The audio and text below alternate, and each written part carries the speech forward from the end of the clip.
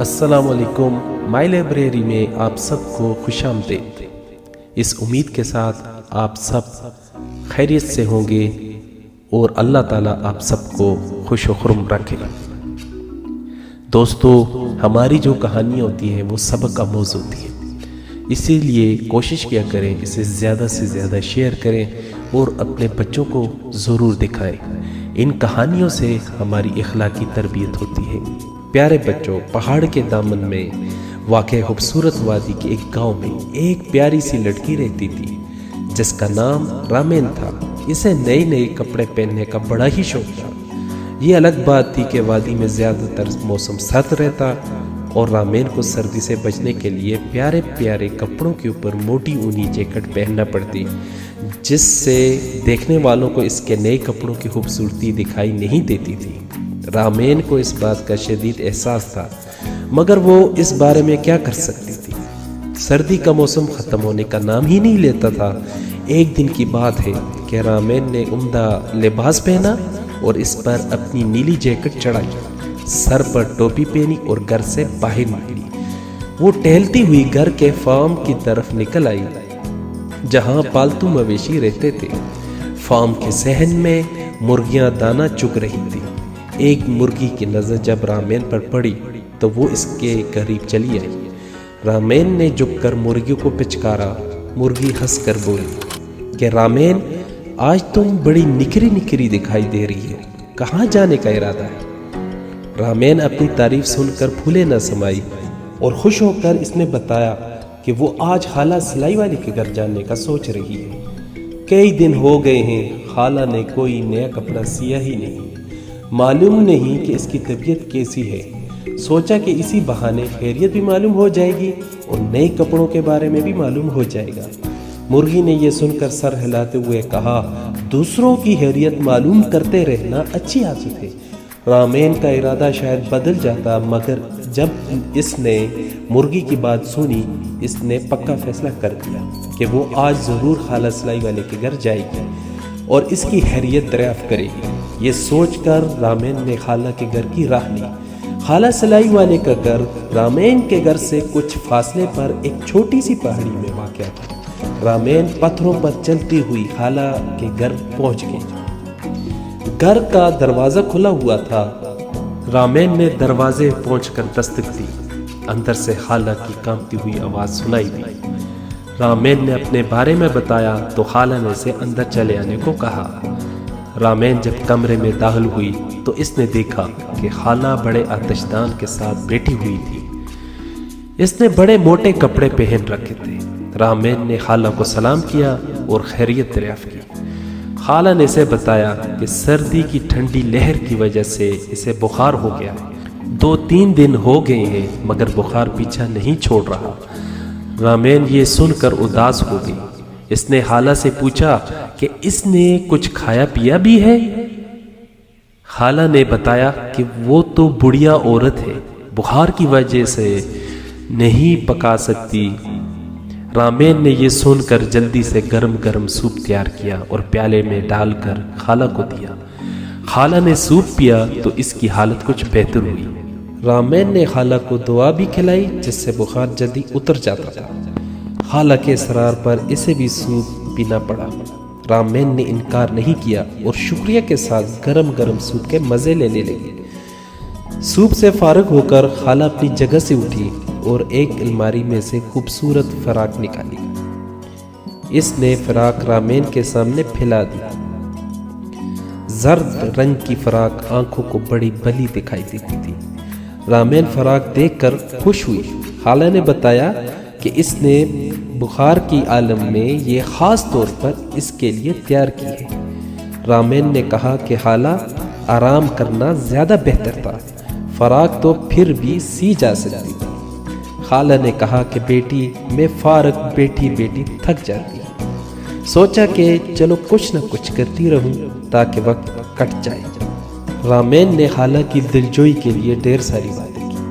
خالہ نے اچانک فرمائش کی کہ رامین، یہ فراق ذرا پہن کر تو دکھاؤ۔ رامین نے ہچکچاہٹ دکھائی تو خالہ کا منہ لٹک گیا۔ یہ دیکھ کر رامین نے اپنی موٹی جیکٹ اتاری اور فراق خالہ کے ہاتھ سے لی اور پہن لی۔ فراق اس کے بدن پر بہت جچ رہی تھی۔ رامین نے کمرے میں موجود بڑے آئینے میں خود کو دیکھا تو حیران ہو گئی۔ وہ کسی الف لیلا پری سے کم دکھائی نہیں دے رہی تھی۔ خالہ نے اپنی موٹی موٹی آنکھوں سے فراق کا معائنہ کیا اور وہ اس میں سے خامیاں تلاش کرنے لگی۔ جب اسے کوئی خامی نہ ملی تو اس نے وہ فراق رامین کو دے دی۔ رامین نئی فراق پا کر بڑی خوش ہوئی۔ رامین نے فراق اتار کر تہہ کر کے ہاتھ میں پکڑ لی۔ اسی دوران دوا کی دوسری خوراک کا وقت آ گیا۔ رامین نے خالہ کو دوا نکال کر دی اور اپنے ہاتھوں سے کھلائی۔ خالہ دوا کھا کر کرسی پر بیٹھ گئی۔ اسی دوران رامین نے سوپ کا ایک اور پیالہ بنا ڈالا اور خالہ کو دیا۔ خالہ نے سوپ لے کر آہستہ آہستہ پیا۔ دوا اور گرم سوپ سے اس کی حالت کافی بہتر ہو گئی۔ بخار کی وجہ سے جسم میں اٹھنے والی ٹیسیں مدھم پڑ چکی تھی۔ خالہ آہستہ سے اٹھی اور اس نے الماری کھول کر اس میں سے ایک بہت خوبصورت رنگ کی فراق نکالی۔ وہ بڑی چمکدار اور جاذب نظر دکھائی دیتی تھی۔ رامین نے جب اسے دیکھا تو اس کا دل مچل اٹھا۔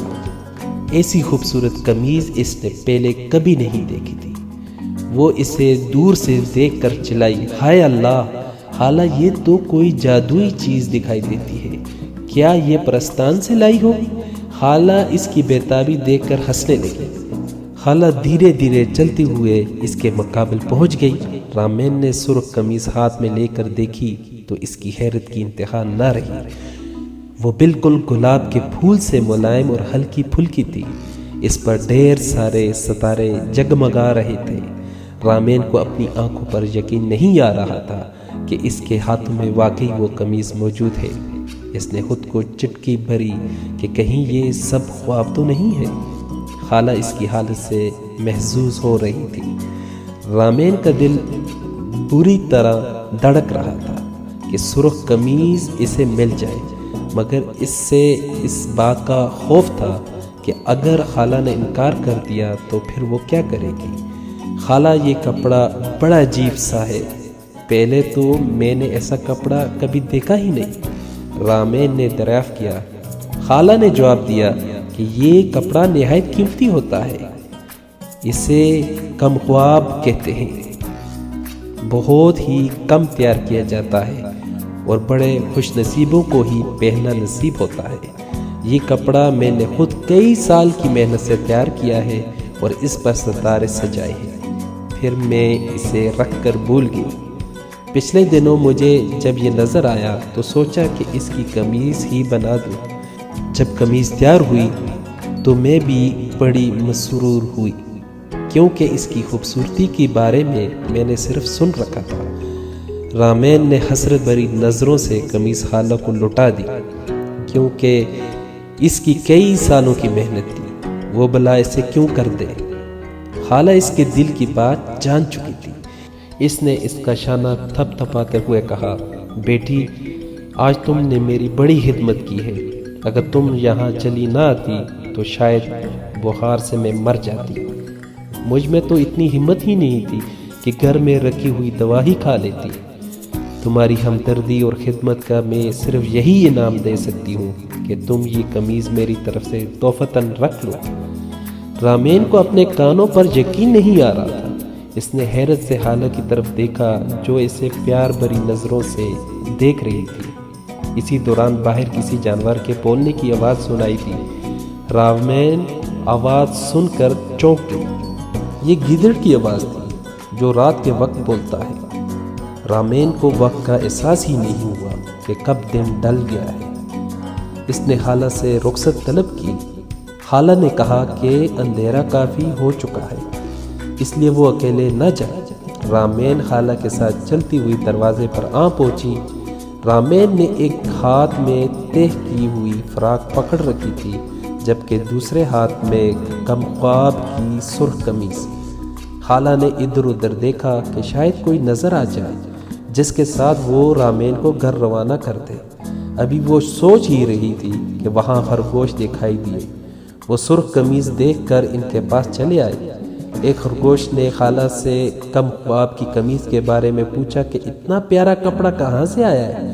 خالہ نے اسے سارا ماجرا بتایا اور کہا کہ اس نے یہ قمیص رامین کو دے دی ہے۔ خرگوش نے قمیص کو ہاتھ میں لے کر دیکھا تو اس کے منہ میں پانی بھر آیا۔ ایسا شاندار کپڑا اس نے زندگی بھر نہیں دیکھا تھا۔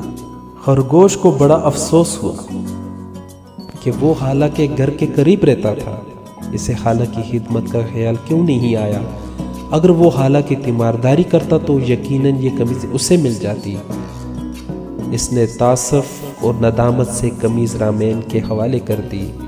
رامین نے قمیض لے کر فراق کے اندر چھپا دی تاکہ اسے کوئی دوسرا نہ دیکھ سکے۔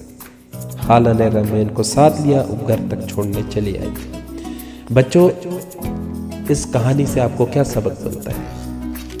اس کہانی سے یہ سبق ملتا ہے کہ خدمت کا انعام آپ کو ملتا ہے۔ جب آپ اپنے بزرگوں، اپنے بڑوں کی خدمت کرتے ہیں تو اللہ تعالیٰ نہ صرف اس دنیا میں آپ کو کامیاب کرتا ہے بلکہ آخرت میں بھی کامیاب کرتا ہے۔